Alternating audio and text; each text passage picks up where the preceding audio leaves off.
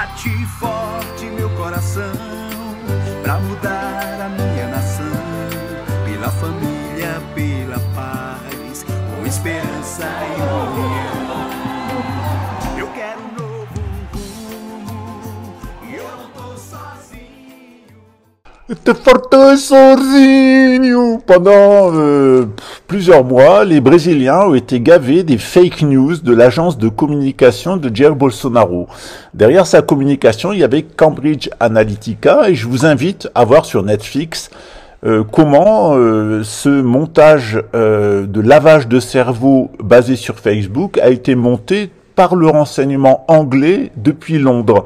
Il s'agissait évidemment d'une stratégie de renversement directement montée par les services de renseignement occidentaux, anglo-saxons, je devrais dire. Donc regardez sur Netflix, ça s'appelle Cambridge Analytica, et vous allez comprendre la mécanique de fake news qu'il y avait derrière, qui était basée sur votre profilage et entièrement nourrie par Facebook.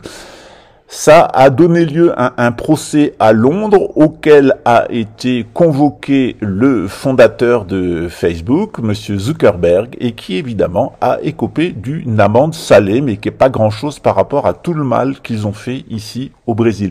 Vous avez exactement la même officine, exactement la même mécanique derrière Jordan Bardella. C'est un pur produit marketing.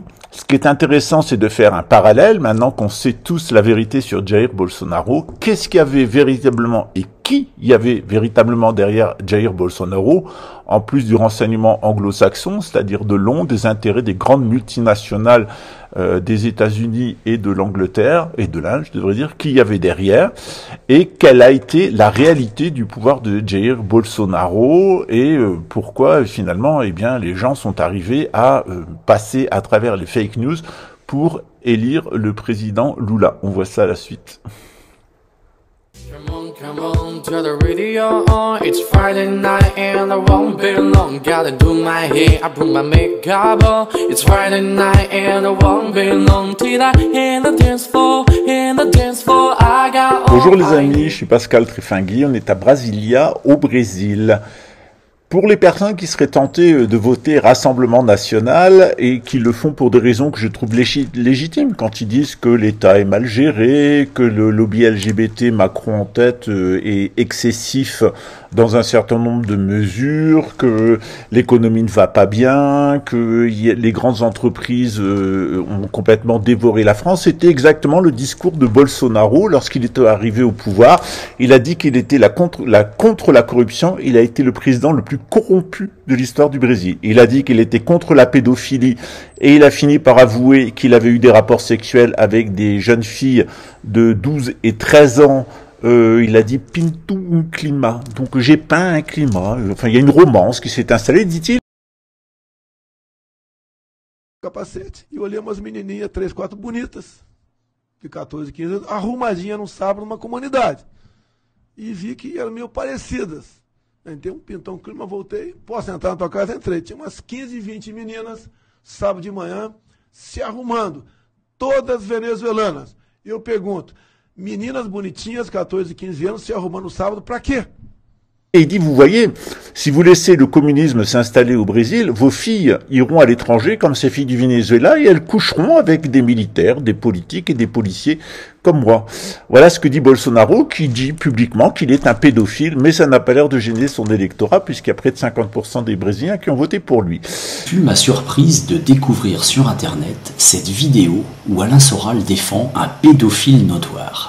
Mais voilà, moi je reste toujours dans un débat de vérité, et en ce moment par exemple je défends Gabriel Matzneff.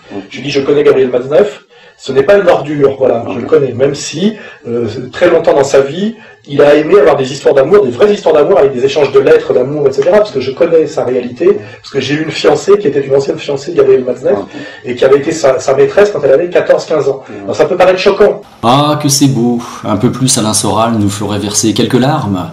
Les belles histoires d'amour de Gabriel Matzneff avec des mineurs.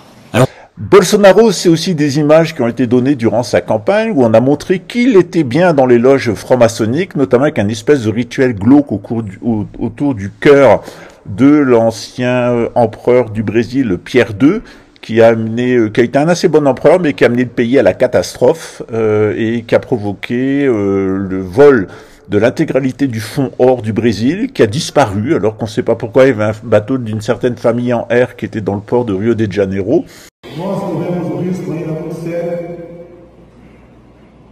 tão ou mais grave que a corrupção, que é a questão ideológica. Nós temos tudo para sermos uma grande nação. Às vezes a gente olha para um país pequeno, como alguns, até menores, que o menor estado nosso, o estado de Sergipe, que nada tem, e são destaque no mundo.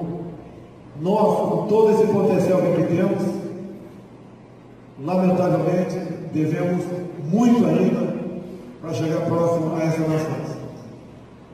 Et qui a décatholicisé le Brésil pour imposer le positivisme d'Auguste Comte. Voilà. Donc, il est pédophile, il est franc-maçon, il est corrompu.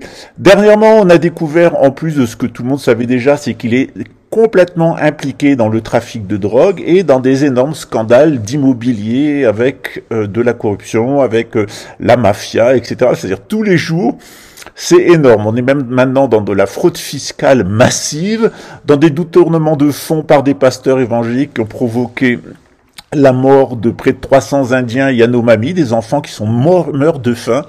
30 millions de Brésiliens ont souffert de la faim pendant les dernières années de la législature, enfin du mandat de Jair Bolsonaro, et c'est exactement ce qui va vous arriver avec le Front National. Donc la stratégie pour vous, pour démasquer le Rassemblement National, elle doit être la même. C'est les liens entre le Rassemblement National et la pédophilie institutionnelle, notamment à travers un ami intime de Jean-Marie Le Pen qui est Gabriel Matzneff, défendu par Alain Soral, c'est de montrer les liens entre Jordan Bardella et la franc-maçonnerie, en particulier la Grande Loge Nationale de France, qui est vraiment un réseau d'influencement à travers toute la France-Afrique, réseau dans lequel on a compté des dictateurs les plus sanguinaires, pédophiles et cannibales. Bienvenue au club. Et d'autre part, on peut souligner que le Front National a été à l'époque largement impliqué dans des scandales de détournement de fonds, de fausses factures et d'escroqueries en réalité qui ont visé l'Union européenne.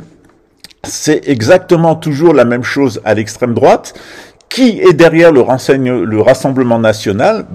Les mêmes personnes qui étaient derrière Éric Zemmour, c'est-à-dire des personnes, je pense notamment à Monsieur Bolloré, qui ont intérêt à ce que on ait en association avec Emmanuel Macron un parti fantoche qui va vous convaincre que l'avenir c'est le fascisme. Le fascisme, c'est quoi? Quand on prend la définition de Mussolini, c'est quand des grandes entreprises multinationales prennent le contrôle de l'État. Ce fascisme-là, il a continué avec Emmanuel Macron, et comme il y a des résistances dans l'armée et la police contre Emmanuel Macron, l'idée, c'est de récupérer l'électorat policier et militaire, de lui faire porter le chapeau en lui faisant voter pour Bardella et continuer exactement la même politique. Sauf que, eh bien, vous savez comment fonctionne la loi de rétribution. Ce sont les policiers et les militaires qui ont voté pour Jordan Bardella qui assumeront toutes les décisions que continuera à prendre Jordan Bardella pour Emmanuel Macron, avec derrière ces grands intérêts financiers qui ont un intérêt d'ailleurs à la Troisième Guerre mondiale de tout détruire pour tout reconstruire et derrière imposer un type de gouvernance. Donc on est véritablement dans une arnaque. Les Brésiliens, dans leur grande majorité, plutôt d'une très courte majorité, ont compris qu'il valait mieux mettre le président Lula au pouvoir, c'est-à-dire la gauche, même si c'est pas parfait, même s'il y a toujours des liens avec la gouvernance mondiale, c'est au moins des gens qui n'ont pas d'intention criminelle envers le peuple. À l'heure actuelle, eh bien, vous avez derrière Jordan Bardella des gens qui sont de véritables criminels, notamment les réseaux d'extrême droite nazis que Jordan Bardella a bien fréquenté à un moment de sa carrière lorsqu'il est rentré au Rassemblement National.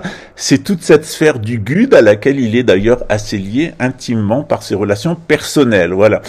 On ne développera pas sur l'homosexualité de Jair Bolsonaro, puisque les choses ont fini par se savoir, notamment un certain nombre de tendances chez lui qui ont bien été analysées ici par des psychiatres. On a la même chose chez Bardella, on a toujours la même chose avec l'extrême droite, c'est toujours la même potion infâme, qui est un mélange d'entreprises multinationales qui veulent amener à la guerre, de pédophilie, de narcotrafic et surtout de désordre, parce que imaginez les violences policières qu'il y a maintenant et imaginez les violences policières qu'il va avoir dans les mois et les mois à venir si Jordan Bardella est au pouvoir. Je vous rassure, il sera bien au pouvoir, j'en mettrai ma main, pas au feu, mais presque.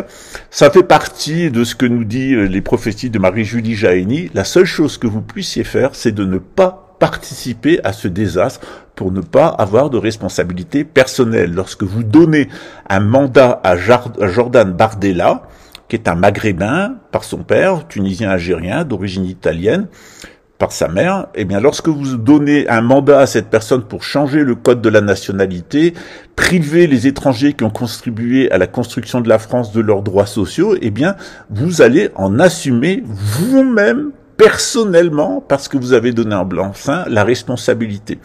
Réfléchissez à 2 fois avant de mettre votre main dans le feu de la République. À bientôt, ciao.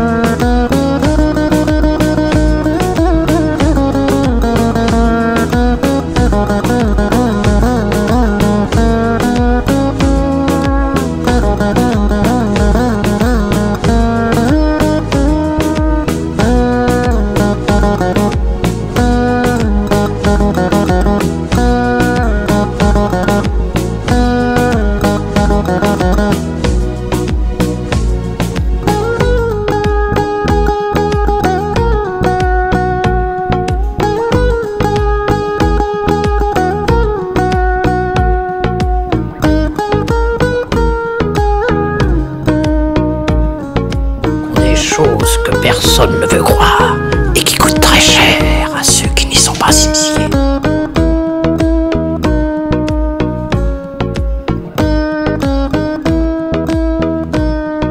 Te voilà prestement initié au secret de la pomme, en feras-tu bon usage?